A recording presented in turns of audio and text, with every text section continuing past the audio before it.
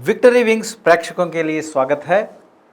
आज अपना स्टूडियो में है श्री सतीश अग्रवाल जी। सतीश अग्रवाल जी नमस्कार। नमस्कार जी। अग्रवाल जी, आप बहुत साल से वीएचपी में मौजूद है, भारतीय जनता पार्टी से मिलजुल कर है और इसका वीएचपी से आपका ट्रैवलिंग कब से शुरू हुई है? कैसा आपका ट्रैवल हुए है? बीजेपी में कभी आए हुए हैं और आप एमपी का भी कंटेस्ट किया हुआ बोल के सुना था मैंने। कब आपने कौन सा साल में एमपी का कंटेस्ट हुआ है? मैं पहले वीएचपी से भी पहले हाँ हिंदू वाहिनी एक हाँ संस्था है, हाँ उसमें गोरक्षा के नाते हाँ जो गाय कटने के लिए जो बकरी ईद पे खास करके मुस्लिम एरिया में हाँ गौ हत्या होती थी, हाँ तो उस समय हिंदू वाहिनी से पहले कुछ नॉर्थ इंडियन मारवाड़ी लोग वो क्या करते थे, कसाई के पास से गाय खरीद के और गौशाला में दे देते थे। हो तो उससे तो कसाई का धंधा और बढ़ जाता था। हो तो ये हिंदू वाहिनी के कार्यकर्ताओं ने ये सोचा कि भाई ये तो हमारा ही नुकसान हो रहा है, बिल्कुल सही तो है। इससे हमारी गौ हत्या बंद नहीं हो रही, तो उनका कसाई का बिजनेस बढ़ रहा है। तो हिंदू वाहिनी के कुछ बुद्धिजीवी लोगों ने ये सोचा कि भाई ये गाय कटना कैसे बंद हो। तो बकरी ईद के समय पे जो शहर के अतराफ जो जैसे मेडचल है, पटन चूरू है, ऐसा एरिया में जो है बिल्कुल सही है। चेक पोस्ट जैसा बना के हाँ अपने जो हिंदू वाहिनी के कार्यकर्ताओं को वहाँ पे 10-15 दिन पहले से वहाँ पे बिठा बिठाया जाता देते था। हैं। हाँ वहाँ पे वो लोग गाय, कोई भी गाय का गाड़ी दिखा तो उसको रोक के हाँ और गौशाला में भेजना, पुलिस केस करके गौशाला में भेजने का काम करते तो थे। जैसा गाय को कसाई के पहले ही आपने गाय को रोक देते हैं, हाँ गौशाला को भेज देते हैं। जी जी। बहुत अच्छा कार्यक्रम है ये हाँ, तो उस समय क्या है, जो 94-95 के समय में, उस समय संघ वीएचपी बोले तो कोई यहाँ पे जानता नहीं है। जानता नहीं था और कोई रुपया पैसा देने वाला नहीं था। हाँ तो हम क्या नॉर्थ इंडियन लोग या जो भी हम हिंदुत्ववादी और गाय की महत्ता जानते थे, तो इसलिए गाय की हत्या कैसे रुके, तो हम लोग रानीगंज से व्यापारियों से डोनेशन लेके और इनको जो कार्यकर्ता वहाँ बैठते थे उन लोगों को भोजन के लिए, सेल फोन के लिए और जो पुलिस का जो बंदोबस्त का लिए हम पूरा। तो उसके बाद ये उसके बाद हमने हमारी जो सर्विस एक्टिविटी देख के तो हमारे को वीएचपी का एक जिला का अध्यक्ष बनाया गया। अच्छा। हाँ हाँ हमारे पास जो है अभी जो कोटेश्वर शर्मा जी जो है हाँ और जो माणिक्यचारी जी माणिक सर मेरे घर पे आए और उन्होंने कहा कि आप जो है वीएचपी का अध्यक्ष बनाना चाहते हैं हम आपको, सिकंदराबाद जिला का। हाँ। उन्होंने कहा तो हमने कहा ठीक है, आप स्वीकार। आप कौन सा साल में ये वीएचपी का अध्यक्ष था सर? मैं जो है 99 में वीएचपी का अध्यक्ष बना। 99 से 2009 तक मैं हाँ वीएचपी महाकाली जिला का हाँ अध्यक्ष था।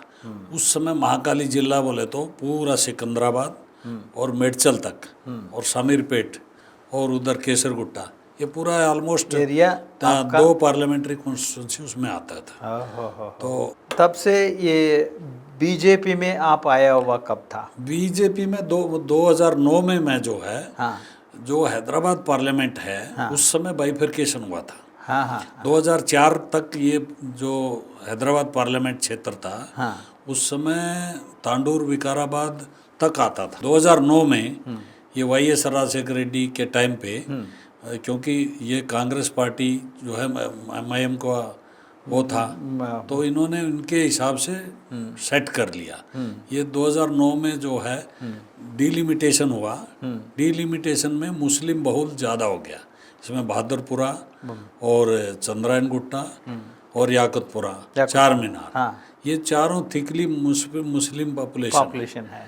बाकी जो है कारवान है, गोसा महल है और मलकपेट है, ये थोड़ा हिंदू बहुल है। हाँ, आप कौन सा एरिया में से एमपी का कंटेस्ट हुए? मैं हैदराबाद पार्लियामेंट से अवेशी के सामने कंटेस्ट किया 2009 में। 2009 उस समय चैलेंजिंग था। हाँ, मतलब उस समय क्या था कि पार्टी जो है एक्चुअली में ये टिकट टीडीपी को बेच रहा था। हो। मतलब टीडीपी को तो उस समय अगर हम नहीं कंटेस्ट करते हाँ। तो बीजेपी का नामो निशान खत्म हो जाता था। उस समय मैंने चैलेंज किया हाँ। और मैं कंटेस्ट किया हाँ। और वो टाइम पे हमें जो है हैंडसम वोट आए ओह, और भारतीय जनता पार्टी का एक झंडा बुलंद किया उस समय। अरे साहब बहुत बढ़िया। और उसके बाद कभी भी आपने पॉलिटिक्स में कंटेस्ट किया जैसे नहीं, एमएलए उसके और बाद एमपी में? एक्चुअली मैं जो है हाँ। जब संघर्ष का टाइम होता है हाँ। उस समय हम लोगों को याद किया जाता है।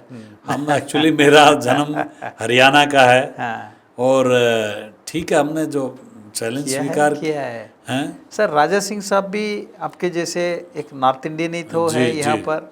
नॉर्थ इंडियन है मगर वो एमएलए के लिए कंटेस्ट किए। एमएलए जो है वो बहुल हिंदी भाषी बहुल एरिया है वो, हाँ, इसलिए वो उसी के बेस पे वो जीतते हैं। हाँ हाँ हाँ हाँ हाँ देखो, गाय रक्षा के नाम पे हाँ उन्होंने सेवा किया है। हाँ और हिंदी जो बेल्ट है, हाँ, हिंदी बेल्ट में आज जो बीजेपी जो है हिंदी बेल्ट में आती सही है, है, वो लोग पैसा से ज़्यादा धर्म को वैल्यू देते हैं। सही बात है। तो ये साउथ में थोड़ा क्रिश्चियनिटी और मुस्लिम का प्रभाव रहने से हाँ यहाँ धर्म का वैल्यू कम है। हाँ हाँ हाँ हाँ हाँ।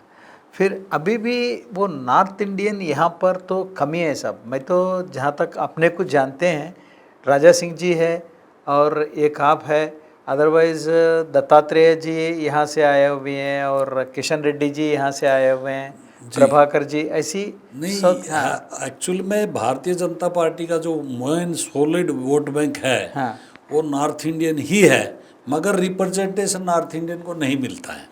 हाँ, क्यों ऐसे हो रहा है? कि ये भेदभाव है, हाँ भेदभाव है यहाँ पे, ऐसे ही है। बिल्कुल। हाँ हाँ हाँ क्योंकि अगर मैं कंटेस्टेड एमपी हूँ, हाँ मुझे कोई मीटिंग में नहीं बुलाया जाता।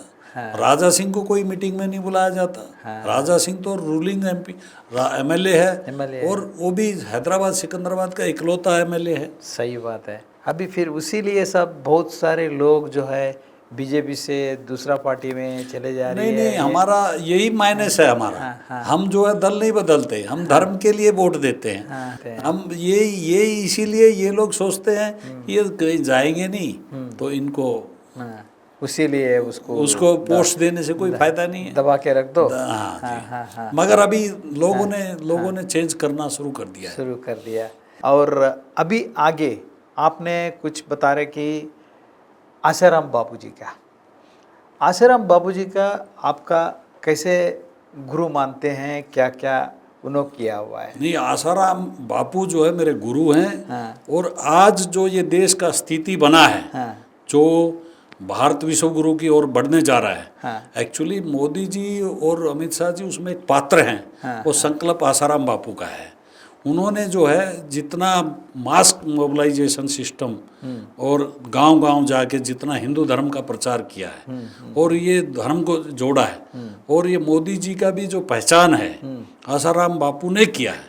आसाराम बापू ने पहली बार सीएम के लिए प्रपोज करने वाले आसाराम जी, उसके बाद उनको राजकोट से चुनाव जिताने के लिए 5 दिन ठहर के आसाराम जी, उसके बाद गोधरा कांड होने के बाद सब मीडिया सब अगेंस्ट हो गए, उस समय सपोर्ट देने वाले आसाराम जी, और जो राहुल गांधी उस समय प्राइम मिनिस्टर का सपना सोच रहा था उसका नामकरण पप्पू करने वाले आसाराम जी। तो ये हाईवे जो है मोदी के लिए हाईवे बनाया, मोदी के लिए हाईवे बनाने वाले हैं तो सिर्फ आसाराम जी है। सर इतना बड़ा आसाराम बापूजी को जेल में लगाया हुआ है, कुछ रेप केस में बनी हुए हैं जी, वो क्या है, किस लिए हुआ है? ये देखिए, जो आसाराम जी बापू ने जो सबसे ज़्यादा धर्मांतरण जो है, जो कन्वर्शन का जो काम था, उस समय सिंगल वन साइडेड चलता था। इवन दो वीएचपी में भी धर्म प्रसार समिति जो बनी है वो आसाराम जी बापू के कहने के बाद ही बना है, आसाराम बापू जी के गाइडेंस से।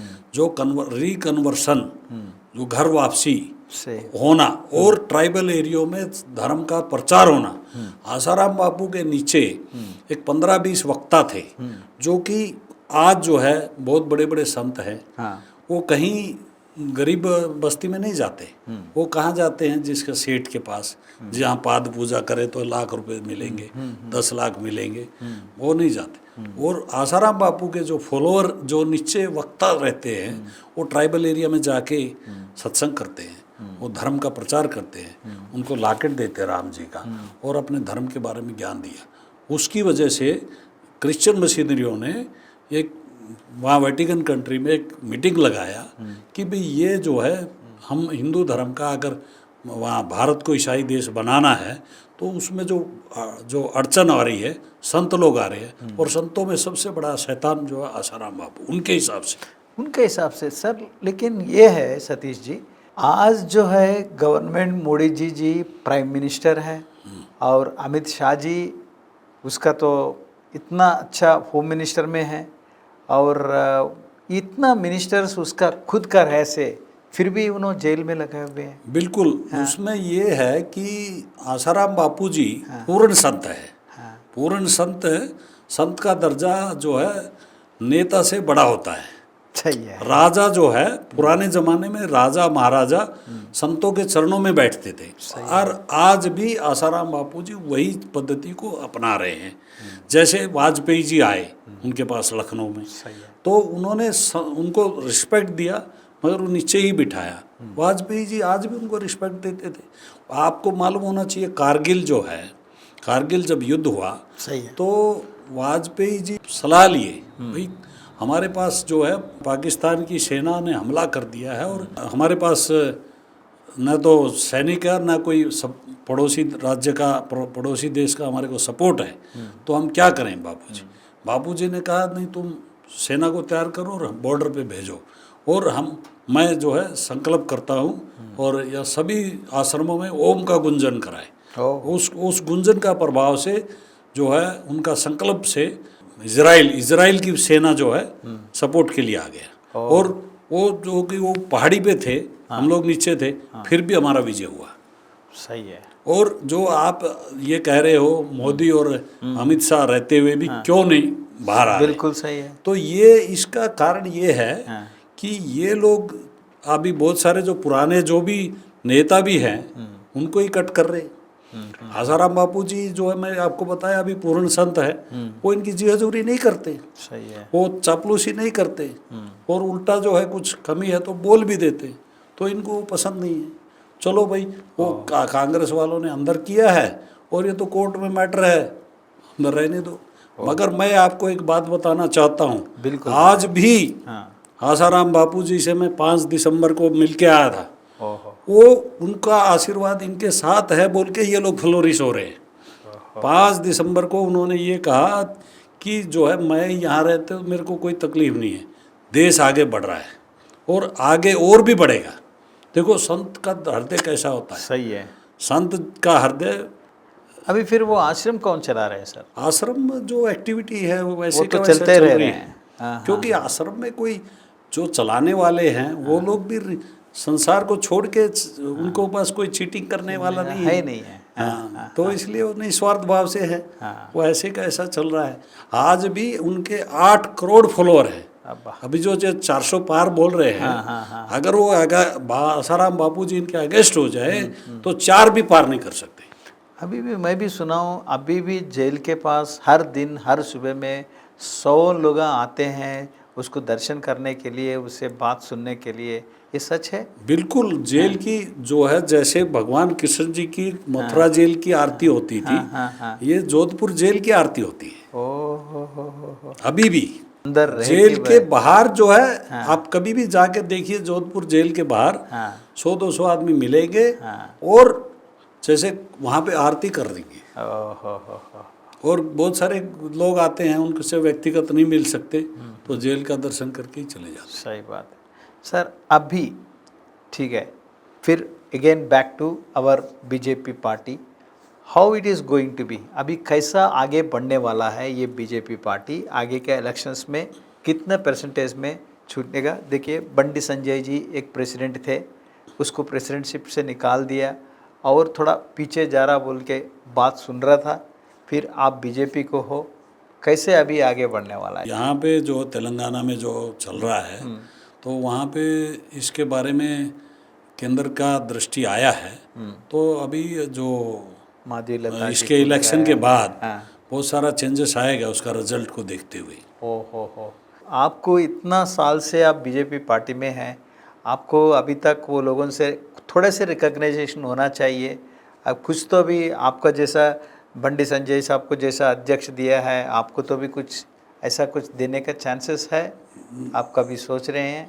बिल्कुल, अगर पार्टी चाहेगा तो देगा, मगर हम तो जैसे हमारे गुरुजी जेल में रह के भी 400 पार का नारा दे रहे हैं अरे और जेल में रह के भी पार्टी के खिलाफ कुछ नहीं बोल रहे। हाँ। अभी भी ये कह रहे हैं कि भाई मोदी और अमित शाह के नेतृत्व में देश इतना आगे जाएगा आप सोच नहीं सकते। हाँ। तो हम भी पार्टी के सिपाही हैं। हाँ। जो पार्टी करेगा वो हम स्वीकार है। सुनेगा। एक्चुअली आसाराम बापू जी ने शिक्षा और चिकित्सा दो क्षेत्र में बहुत काम किया। अच्छा। शिक्षा जो है और चिकित्सा दोनों के ऊपर क्रिश्चियन लोग के लॉबी है। शिक्षा जो है पहले कॉन्वेंट स्कूलों का बहुत विरोध किया। ट्रेनिंग। हाँ। तो उन्होंने सभी आश्रमों में गुरुकुल एजुकेशन शुरू किया। उनके स्कूल में जो भी पढ़ने वाले विद्यार्थी है उनको 95% से ऊपर रिजल्ट आया। ओह। हाँ, और जो कि गरीब बच्चे, मतलब उसको स्कूल्स का स्टैंडर्ड्स बहुत अच्छा है। जी जी। हाँ हाँ। और दूसरा जो है चिकित्सा, आयुर्वेदिक पद्धति की चिकित्सा, और वो भी बहुत कम दाम में। जैसा अपना रामदेव बाबा ने रामदेव बाबा से भी कम है उनका। हाँ। तो इससे क्या है, जो ये मेडिकल माफिया है वो भी उनके पीछे लगा। क्या कारण हो सकता है साहब आपको जेल भेजने के वजह से? यही क्या होता है? मेडिकल माफिया, हाँ। क्रिश्चियन लॉबी हाँ। और इंटरनेशनल ताकतें जो भारत को कमजोर करना चाहती हैं। ओहो। वो आसाराम बापू एक ऐसी वो बन गया था हाँ। जो कि इनको सबको आकर रहा था। हाँ हाँ हाँ हाँ। और आज जो है जहाँ भी जाए हाँ। आसाराम बापू जी का चेहरे में, उनका बॉडी में उतना आकर्षणीय शक्ति थी। सही बात है। हाँ। कहीं भी जाओ, अगर मोदी जी की रैली जो है होती है तो उनको किसी न किसी को कार्यकर्ताओं को मोटिवेट करके लाया जाता है। तो कुछ है। मगर उनकी रैली, उनका प्रोग्राम में अपने आप उतनी उससे ज़्यादा पब्लिक आती है। आज भी अगर बाहर ला दिया, उनको छोड़ दिया जाए, अभी उनको कोर्ट बोलती है, कोर्ट क्या बोलती है, भाई आप अभी उनको पैरोल पे छोड़ना है, तो बोले उनको छोड़ेंगे तो उनके फॉलोअर बहुत है, तो लॉ एंड ऑर्डर प्रॉब्लम हो जाएगी। अरे पैरोल तो कानून अधिकार है, पैरोल तो पे तो दे सकते हैं, पैरोल नहीं दे रहे क्योंकि उनको मालूम है अगर बाहर आएंगे तो क्या है आसाराम जी मालूम हो जाएगा। To spoil the name. जी, नाम को खराब करने के लिए। नाम खराब करने से लोग नहीं होता। आज भी उनके भक्त ऐसे ही हैं, कोई बिखरा नहीं है, निखरे हैं। बहुत सारे और आगे सतीश साहब से और एक बार मिलेंगे और कुछ संभाषण से। నమస్కారం. మీకు ఈ వీడియో నచ్చినట్లయితే లైక్ చేయండి, షేర్ చేయండి, సబ్స్క్రైబ్ చేయండి, చివర్లో గంట కొట్టడం మర్చిపోకండి.